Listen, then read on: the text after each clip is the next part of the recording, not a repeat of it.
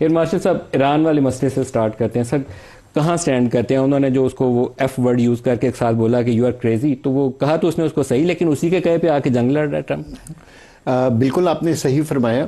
جب 28 فروری کو ندیم صاحب اٹیک ہوا تھا ایران کے اوپر، تو امریکہ نے اور اسرائیل نے اپنے اہداف جو تھے جو وہ اچیو کرنا چاہتے تھے وہ بہت کلیئرلی ڈیفائن کیے تھے، اور وہ 3 اہداف تھے. لیکن انفارچونیٹلی فار دیم کہ ان میں سے وہ کوئی بھی ہدف جو ہے وہ حاصل نہیں کر سکے. ان کے حساب سے یہ جنگ 4 دن کی ہونی چاہیے تھی. فرائیڈے کو شروع ہوئی تھی اور ٹیوزڈے کو پریزیڈنٹ ٹرمپ نے خود اپنی ایک ٹویٹ میں کہا کہ ان کی وکٹری سپیچ جو ہے وہ ریڈی تھی ٹیوزڈے کے لیے. لیکن آج ہم 93rd ڈے آف وار میں ہیں اور جنگ کسی طریقے سے ختم ہوتی ہوئی نظر نہیں آ رہی ہے. ندیم صاحب میرے خیال میں جنگیں 2 لیولز پہ لڑی جاتی ہیں، ایک ملٹری لیول پر اور ایک پرسیپشن یا انفارمیشن لیول کے اوپر. ملٹری لیول پہ یہ جنگ جو ہے یہ ایک سٹیلمیٹ کنڈیشن میں چلی گئی ہے. جس طرح آپ نے خود اپنے کہ ایران کھڑا ہوا ہے اور امریکہ اور اسرائیل اس کو بیٹ نہیں کر پا رہے، کیونکہ وہ دونوں ڈرتے ہیں بوٹس آن گراؤنڈ کرنے سے. انہوں نے اپنی ایئر فورس کا استعمال کیا، ڈسٹرکشن کی، سب کچھ کیا، لیکن الٹیمیٹ وکٹری صرف اس وقت آئے گی جب بوٹس آن گراؤنڈ ہوں گے، اور وہ نہیں ہو سکتے، اور وہ نہیں ہوں گے، اور وہ اتنی ہمت نہیں ان میں پڑ رہی. سو ایز سچ جس طرح آپ نے اپنے انٹروڈکشن میں کہا، ان کو الٹیمیٹ وکٹری نہیں ملے گی. سو پچھلے 90 دن سے پریزیڈنٹ ٹرمپ چاہ رہے تھے کہ کسی طریقے سے ان کو ایک نوشن آف وکٹری مل جائے، لیکن انفارچونیٹلی اگین فار دیم کہ ان کو جو ہے کیا کہتے ہیں وہ notion of victory letter of intent یا میمورینڈم آف انڈرسٹینڈنگ سے نہیں مل رہی ہے. اور ٹرمپ کا بہت دل چاہتا ہے لیکن وہ کرتے کرتے رک جاتے ہیں. جیسے نیوکلیئر پہ لاسٹ ٹائم بھی ہوتے بات اٹک گئی لاسٹ ٹائم. جی میں سمجھتا ہوں ندیم صاحب کہ جب یہ اٹیک ہوا تھا تو امریکہ کی اجازت سے ہوا تھا، اور اس وقت بھی امریکہ جو ہے نا ان کو اسرائیل کو ایک آلٹرنیٹ ٹائم فریم پرووائڈ کر رہے ہیں، کیونکہ اگر ان کے جو پہلے آبجیکٹیوز تھے وہ اچیو نہیں ہو سکے تو جو آلٹرنیٹ آبجیکٹیوز تھے جس کو وہ اچیو کرنے کی کوشش کریں، اور وہ ہے the execution of the greater Israel plan, جس کا مقصد یہ ہے کہ اسرائیل کی باؤنڈری کو ایکسپینڈ کرنا ہے، غزہ کے اور حصے پہ قبضہ کر لیں، لبنان کے حصے پہ قبضہ کر لیں، سیریا کے حصے پہ قبضہ کر لیں. اب آپ دیکھیں پچھلے 2 سالوں میں انہوں نے سیریا سے لینڈ لی ہے، غزہ لے لیا ہے، اور اب لیبنان کی آلموسٹ 30-35% لیبنان کے اوپر قبضہ کر کے. تو میرے خیال میں امریکہ جان بوجھ کے میرے نزدیک ٹائم دے رہا ہے اسرائیل کو. ہاں، یہ معاہدہ اس لیے نہیں ہو رہا کیونکہ امریکہ اس کو ٹائم دے رہا ہے. اور جس طرح اسرائیل نے جو امریکہ کو کہا تھا کہ جی آپ 4 دن میں ایران کے خلاف جیت جائیں گے، اسی طرح آئی ایم شیور انہوں نے کوئی ٹائم فریم مانگا ہوگا امریکہ سے لبنان کے لیے بھی. لیکن جہاں بھی اس کو ریزسٹنس مل رہی ہے اور وہ جس سپیڈ سے آگے بڑھنا چاہ رہا تھا وہ نہیں بڑھ پا رہا ہے، اور اسی لیے پریزیڈنٹ ٹرمپ کا غصہ جائز لگتا ہے. شوکت صاحب آپ کیا دیکھتے ہیں؟ یہ بڑا نازک معاملہ ہے، پوری مسلم دنیا جو ہے وہ تباہی کے دانے پہ، جو کچھ غزہ میں ہو گیا، جو سیریا میں جو کچھ ہوا، اب لبنان کے اندر جو کچھ ہو رہا ہے، ایران کے اندر جو کچھ ہو گیا. بسم اللہ الرحمن، بہت شکریہ. دیکھیں میں تو سیاسی بات کروں گا. سیاسی طور پر اگر آپ دیکھیں تو امریکہ کا وہ پوزیشن نہیں رہی دنیا میں جو ان کا ایک خوف تھا کہ جی امریکہ کسی کے ساتھ کھڑے ہو جائے تو بس پھر سب کچھ حاصل کر لے گا. تو میرے خیال سے ایران نے اتنی زیادہ سینکشنز برداشت کرنے کے بعد یہ چیز تو انہوں نے پہلے سے ثابت کر لیا نا کہ اتنے عرصے تک وہ سینکشن برداشت.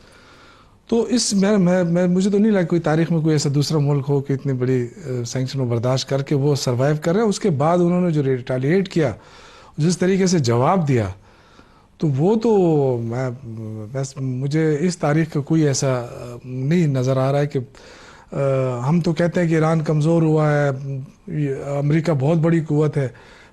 آپ نے کہا نقصانات، بالکل یہ بات صحیح ہے، نقصانات یہ ہیں انہوں نے اپنی جانیں بھی دے دی، شہادتیں بھی دے دی، لیکن گیو اپ نہیں کیا. اور یہی میں سمجھتا ہوں کہ بہت بڑا سبق ہے اسلامی دنیا کے لیے بھی، کہ اگر آپ اپنے اس ایمان کے اوپر کھڑے ہو گئے تو یہ کیا کر سکتے ہیں، زیادہ سے زیادہ بمباری کر سکتے ہیں، باقی اندر نہیں آ سکتے. اس کی وجہ یہ ہے کہ انہوں نے ایران کے پاس ایئر فورس اور نیوی کوئی قابل ذکر نہیں ہے، کچھ چھوٹی موٹی تھیں، ان کے پاس میزائل بورڈز بھی وہ بھی انہوں نے تباہ کر دی ہیں. صرف وہ میزائل اور ڈرون کے اوپر پوری جنگ لڑی ہے. آپ دیکھیں کہ انہوں نے ایک قوم اپنے آپ کو ثابت کیا ہے نا کہ سینکشن کے باوجود انہوں نے اپنے دفاع کو کمزور نہیں ہونے دیا. جو کچھ ان کے ساتھ ہونا تھا کسی اسلامی ملک نے ان کی ہیلپ نہیں کی ہے.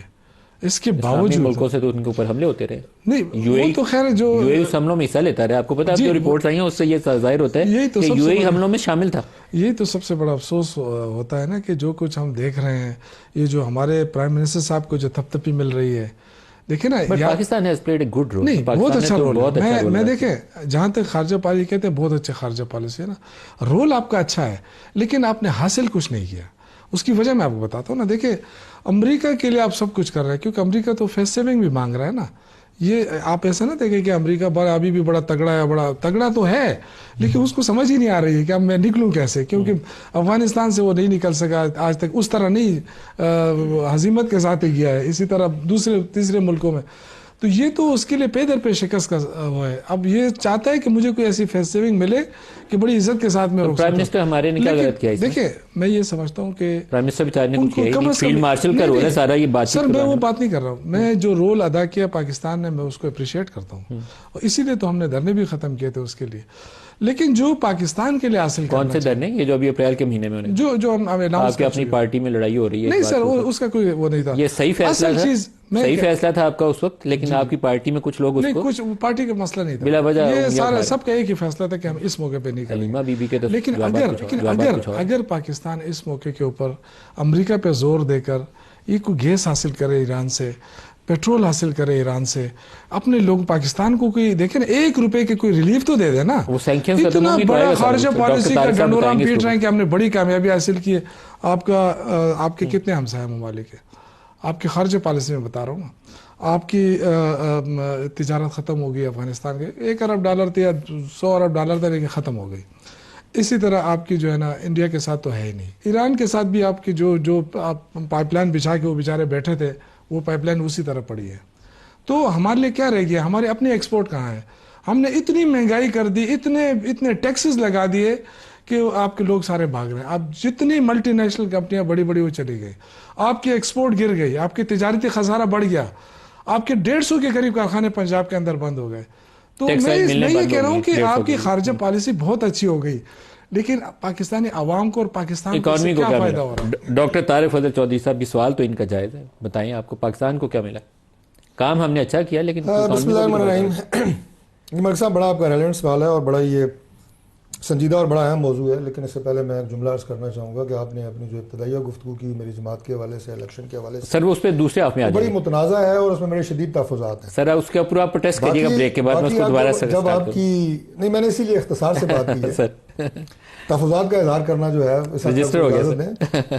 دوسری بات جو آپ نے شوکت صاحب نے بھی اور ماشاء صاحب نے بھی بات کی ہے, دیکھیں بات یہ ہے کہ پاکستان کا امریکہ اور ایران جنگ کے اندر جو رول رہا ہے, اس سے صرف پاکستان کے عوام نہیں, میں اور آپ نہیں, پوری دنیا نے اس کو سراہا ہے. درست بات ہے. اور اس میں اللہ کا شکر ہے کہ یہ کامیابی اور یہ عزت جو پاکستان کو ملی ہے, اب ہم نے اسے ٹرانسلیٹ کیسا کرنا ہے یہ second part of the story ہے, لیکن یہاں تک ہماری وہ کامیابی بالکل ہے.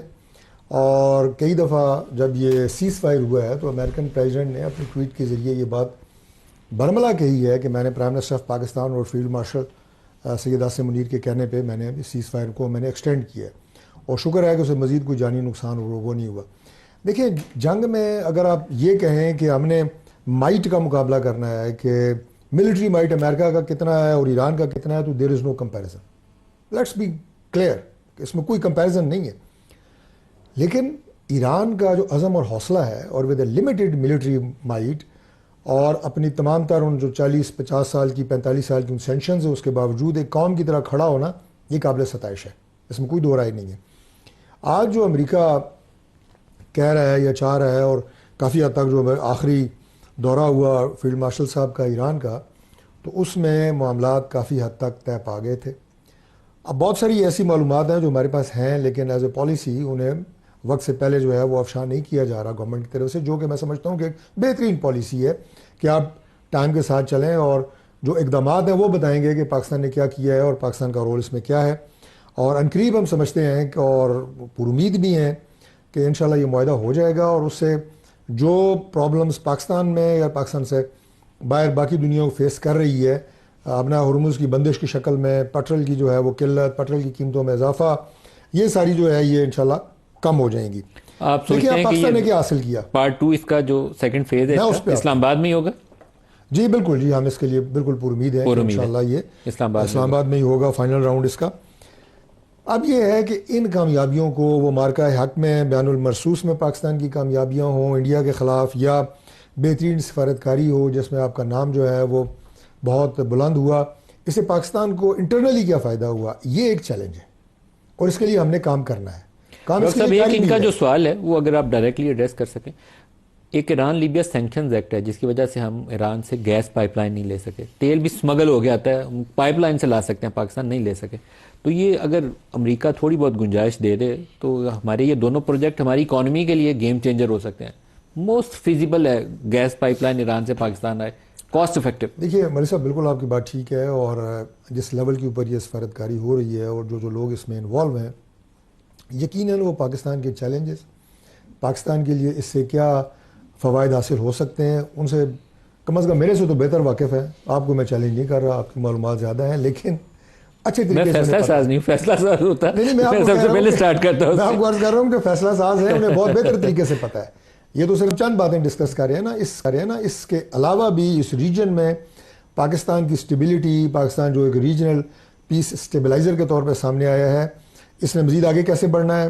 ہم نے اپنے جو جی سی سی کنٹریز ہیں ان کے ساتھ تعلقات، سعودیہ کے ساتھ، دیگر اسلامی ممالک، یہ ساری چیزیں جو ہیں یہ اب جو ہے آپ یہ کہیں کہ یہ تاش نئے سرے سے لگے گی، بالکل صحیح۔ اور یہ تعلقات پاکستان کے حق میں جائیں گے انشاءاللہ، حالات بہتر ہوں گے۔ کے ساتھ کھڑے ہیں، آپ انٹرنلی نہیں ہونا چاہیے۔ دیکھیں یہ اقتدار کیا ہے، یہ تو آتا جاتا ہے نا، آج کل آپ تھے، آج ہم ہیں، کل پتہ نہیں کون ہے، لیکن اس ملک کی ترقی، انٹرنل سٹیبلٹی، یہ میں سمجھتا ہوں پرائرٹی نمبر 1 ہے۔ اور اب جو میں نے کہا کہ اس کو ٹرانسلیٹ کرنا ہے پاکستان کی انٹرنل سچویشن کو بہتر کرنے کے لیے، یہ اب ہمارا پرائرٹی نمبر 2 ہے۔ ذرا سا ہمیں فرصت مل جائے، یہ ذرا معاہدہ ہو جائے، اس کے بعد آپ دیکھیں کہ پرائم منسٹر، فیلڈ مارشل بالکل تیار ہیں کہ ہم نے اس ملک کو ٹھیک کرنا ہے، اور اس نے ٹھیک ہونا ہے انشاءاللہ۔ پتہ نہیں ابھی کس نے روکا ہوا ہے، مارشل صاحب ابھی کسی نے روکا ہوا ہے، ان کا معاہدہ ہو جائے اس کے بعد دونوں بالکل تیار ہیں کہ اس ملک کو ٹھیک کرنا ہے۔ مصروفیت ہے، مطلب 4 سالوں سے ہمارے ملک میں 2-2.5% کی گروتھ ریٹ ہے، 2-2.5% ہی ہمارا پاپولیشن گروتھ ریٹ ہے۔ تو آپ یہ سوچیں کہ ان امپلائڈ لوگوں کی نا کوئی ملینز میں ہر تعداد ایڈ کر رہے ہیں اپنی لیبر فورس کے اندر، ملینز میں ایوری ایئر پچھلے 4 سالوں سے، نو نیو جاب اپرچونٹی۔ آپ بالکل صحیح فرما رہے ہیں ندیم صاحب، لیکن اگر آپ اس کو ملٹری پرسپیکٹو سے دیکھیں تو یہی ہمارا دشمن نے پچھلے 10 سال یا 15 سال سے ہمارے اوپر یہی محنت کی ہے کہ اس نے یہ کوشش کی ہے کہ ہمارے ملک کے اندر کوئی سٹیبلٹی نہ آئے، کیونکہ اکنامک گروتھ کے لیے جو سب سے امپورٹنٹ چیز ہوتی ہے وہ انٹرنل سٹیبلٹی ہوتی ہے۔ سر ہمیں انالائز نہیں کرنا چاہیے کہ انٹرنل سٹیبلٹی کیسے آئے گی، یہ تو ہم سب کو بیٹھ کے، آپ 3 ہی ہیں، تینوں ہی اسٹیک ہولڈر بیٹھے ہوئے ہیں۔ میں آپ سے فلی ایگری کر رہا ہوں کہ ایگزیکٹلی یعنی کہ سب کو بیٹھ کے یہی سوچنا چاہیے، اور میرے خیال اس وقت جو پریزنٹ لیڈرشپ ہے اس کے دماغ کے اوپر بھی یہی سب سے بڑی چیز ہے کہ کس طرح وہ سٹیبلٹی پیدا کی جائے۔ میرے خیال ہے کہ چیزیں جو ہیں وہ ایک اچھے ڈائریکشن کی طرف بڑھ رہی ہیں، ان دا سینس کہ آپ یہ دیکھیں کہ 1 سال پہلے مارکہ حق سے پہلے پاکستان اس دنیا میں ایک پریا سمجھا جاتا تھا، اور کوئی ملک ہمارے ساتھ تعلقات نہیں رکھنا چاہ رہا تھا، لیکن 1 سال کے اندر ہم نے ایٹ لیسٹ یہ چینج دیکھا کہ پوری دنیا جو ہے وہ ہماری کوششوں کی تعریف کر رہی ہے۔ مارکہ حق نے اور اس ایران والے واقعے نے ہماری عزت میں، ہماری گلوبل سٹینڈنگ میں، ریجنل ریلیشن میں بہت زیادہ ایک بہترین پیراڈائم شفٹ کر دی آپ کی، اور اب اسی لیکن اکنامکلی ہم ڈاؤن سلائڈ جو ہماری رک نہیں رہی۔ آئی ایگری ود یو، اور یہی وہی چیز ہے جو اب لیڈرشپ نے دیکھنی ہے کہ کس طرح اس گڈ ول کو چینج کیا جا سکتا ہے۔ جس طرح ایک تجویز آئی ہے کہ جی کہ اگر میں بھی اس کو سیکنڈ کرنا چاہوں گا کہ اگر امریکہ سے اجازت لے کے انڈیا ایران سے تیل لے سکتا ہے تو ہم کیوں نہیں لے سکتے، اور اگر انڈیا کو اجازت مل سکتی تو ہمیں بھی ملنی چاہیے۔